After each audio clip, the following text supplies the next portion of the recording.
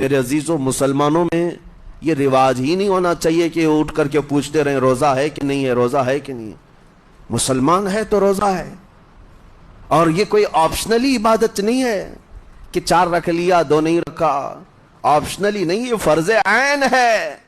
ایک روزے کو چھوڑنے کا گناہ فرمایا گیا 600 سال تک اسے دوزخ میں رکھا جائے گا، 600 سال تک۔ یہ معمولی چیز نہیں ہے۔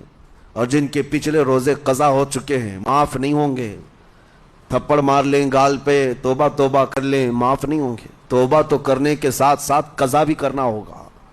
جب موقع ملے سال بھر میں اپنے چھوٹے ہوئے روزوں کو واپس کرنا ہے۔ اس کی اہمیت میں آپ کو بتا دوں، ایک روزہ اگر جان بوجھ کر کے کسی نے توڑا یا چھوڑا تو جانتے ہیں اس کا کفارہ کیا ہے؟ اس کا کفارہ یہ ہے کہ اس کے بدلے میں دوسرے دنوں میں 60 روزے کنٹینیو رکھے۔ رمضان کا ایک روزہ پورا کرنے کے لیے 60 روزے رکھنے پڑ جائیں گے۔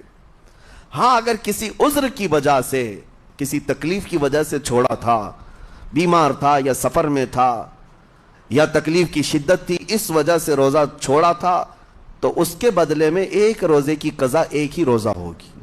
لیکن بغیر کسی عذر کے، شہوت کی وجہ سے، نفس پرستی کی وجہ سے توڑا تھا یا چھوڑا تھا تو پھر 60 روزے رکھنے پڑ جائیں گے۔ اس سے اندازہ ہوتا ہے کہ ایک روزے کی اہمیت کیا ہے رمضان کے۔